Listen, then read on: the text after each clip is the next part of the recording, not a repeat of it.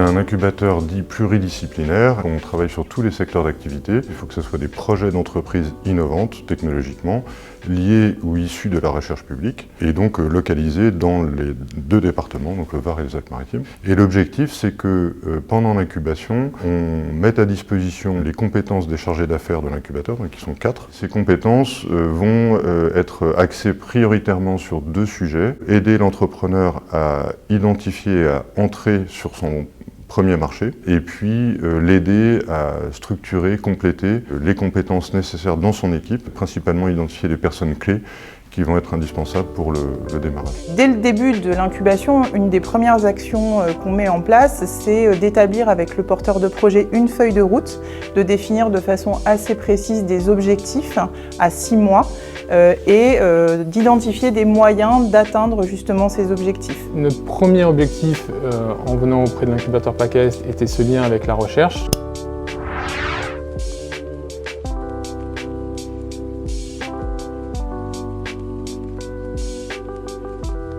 Qui a parfaitement bien marché. On a eu accès à plusieurs équipes de recherche, on a fait plusieurs rendez-vous et on a formalisé une première collaboration. C'est, à ma connaissance, un des seuls incubateurs capables de financer un projet, c'est-à-dire de prendre les dépenses sur lui-même, sur un projet qui n'est pas encore là, et de se lancer réellement une fois que ces choses-là ont été validées.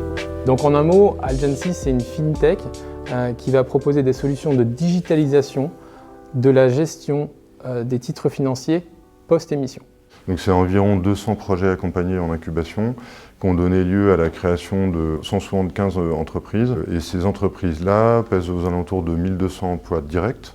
Elles ont levé à peu près 170 millions d'euros de levée de fonds, dont les 3/4 en fonds privés. Et elles font un chiffre d'affaires de l'ordre de 70 millions d'euros, dont la moitié à l'international. Donc on est arrivé avec simplement une idée dans l'incubateur.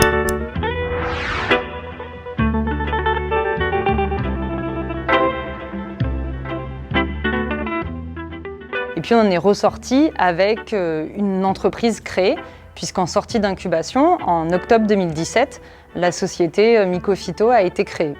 Mycophyto travaille sur en particulier une association entre des plantes et des micro-organismes du sol qui sont des champignons. Ces champignons permettent aux plantes d'être mieux alimentées, c'est pour ça qu'on les appelle des biostimulants. Et c'est comme les humains, une plante qui est mieux alimentée peut également mieux se défendre, plus se développer et répartir de l'énergie pour produire plus de fleurs et plus de fruits. Donc ici, on a testé les solutions sur des fruits rouges, donc en particulier des fraises. On arrive à voir qu'on n'est plus en saison, mais qu'il y a quand même encore des fleurs qui continuent à être produites.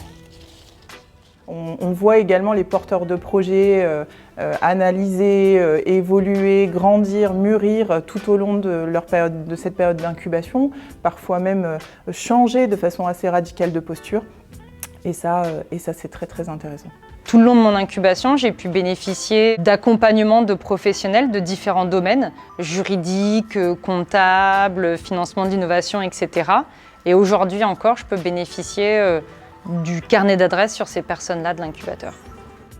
L'objectif en sortie d'incubation, c'est d'avoir des projets qui soient devenus des entreprises, qui aient des premiers clients et une équipe dont on pense qu'elle est capable de piloter le démarrage de la société. Depuis sa création, donc Mycophyto a été lauréat de plus de 12 prix d'innovation et de création d'entreprises, dont le concours national d'innovation iLab en juin 2019. Nous sommes passés de 2 personnes, donc mon associé et moi-même, à maintenant une équipe à temps plein de 10 personnes. Nous avons réalisé une levée de fonds de 1,4 million en juin également 2019.